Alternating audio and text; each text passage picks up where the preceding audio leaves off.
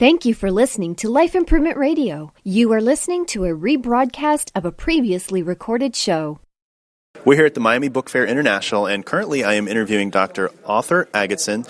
He has written the South Beach Wake-Up Call, and we are here with Life Improvement Radio, and this is your host, Eric Remmel, and today we're going to talk a little bit about his book. So, Dr. Agatston, I'd like to thank you for joining me today. Pleasure to be with you, Eric. You know, it's really interesting. This is a topic that I talk about day in and day out on my show about. The tagline in your book is why America is still getting fatter and sicker. You know, and it's something that it's like, I feel one of those things where we need to be shaken. You know, like, hey, wake up, guys. What are we doing? Why are we keep doing this to ourselves over and over and over?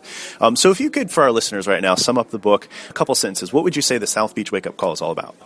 Well, we're not only getting fatter and sicker, but we're getting achier, more exhausted, more depressed. And it's really the march of technology in two ways. It's not a conspiracy of either the government or the food companies, although both have played a role. But we are spending more time slumped over our computers at work most of the day. On the way home, we grab some fast food for us, for our families. We're staying up at night watching TV or the computer screen.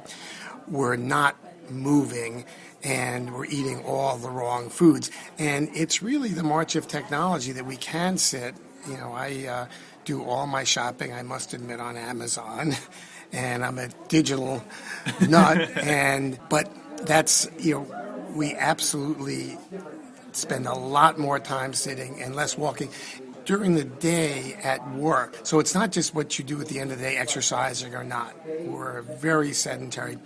And the fast foods, processed foods we're consuming it's a new experiment in the United States. There's never been a diet close to this in human history. And it's an absolute disaster. Unless we understand it, we're not going to reverse it. In this political season, we hear about Obamacare versus market versus other types of health care. I can tell you, if we don't change what's happening, particularly with our kids and young adults, it doesn't matter who wins the health care debate. It's going to be overwhelmed by chronic disease, and we're going to be bankrupt as a nation. I totally agree, and this is a topic that's near and dear to my heart. We talk about it day in and day out on my show.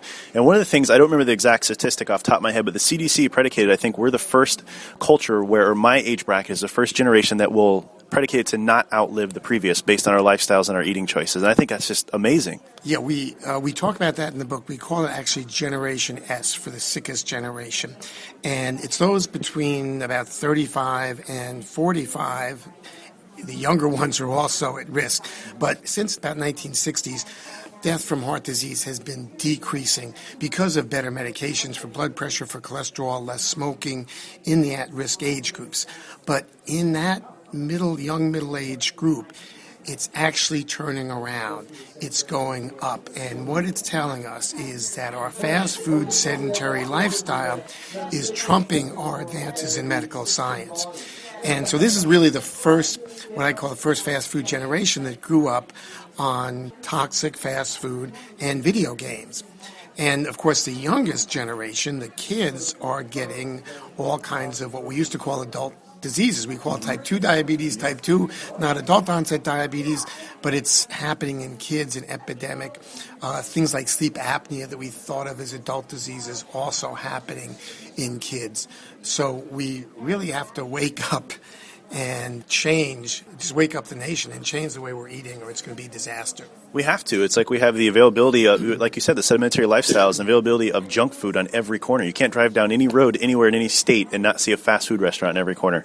So 1995, you developed this diet and really to work with, I believe, your cardiovascular patients and to kind of change those lifestyles at first. Tell us a little bit more about that. Yeah, well, my background is as an academic and clinical cardiologist, and I developed the heart scan, which is a way to see arteriosclerosis with a simple CT, minimal radiation, years before you have a heart attack or stroke. It's called the calcium score, also called the Agatston score. And so we know who at 40, 45 is heading for a heart attack. And we started to see those patients years ago. And the statin drugs came along that lower cholesterol. They were a help. but we were also seeing the country, my patients, and frankly myself, getting fatter on the then recommended low-fat, high-carb diet. And there was a lot of new information about good fats, about the importance of fiber in our digestion, about the benefit of good carbohydrates, the vegetables, fruits, whole grains. So we tried a good fats, good carb, lean protein diet on our patients. They did incredibly well. We reported our results at national meetings. The local media asked us to put South Florida on the diet. That's when it went from an academic project to really commercial, but it did very well, and so they all said we had to write a book, and so we wrote a book, and here we are today. The principles of good fats, good carb, lean protein, plenty of fiber have not changed since our first book, and there are always small changes as we learn about new nutrients. But the Heart Association, the USDA, have all come around to those basic principles.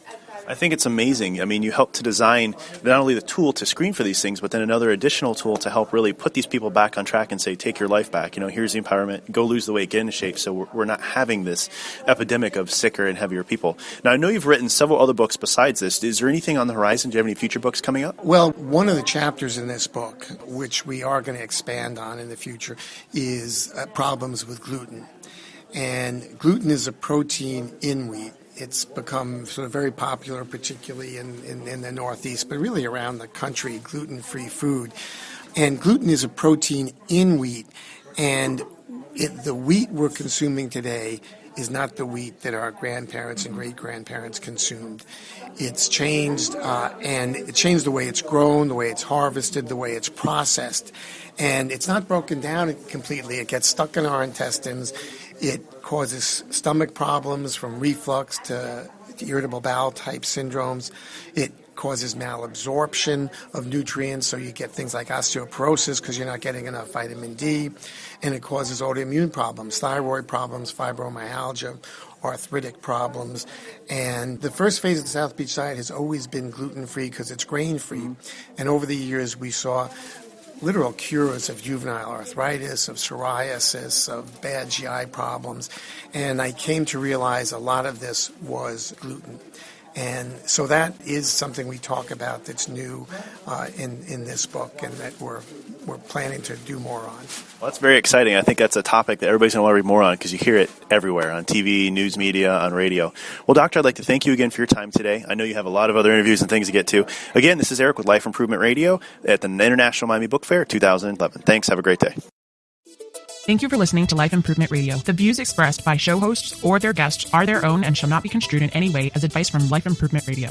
We make no recommendations or endorsements for radio show programs, services, or products mentioned on air or on our website. Personal perspectives expressed by the producers, writers, or editors will always be presented as such. Any rebroadcast or retransmission without the expressed written consent of Life Improvement Radio is strictly prohibited. Thanks for listening.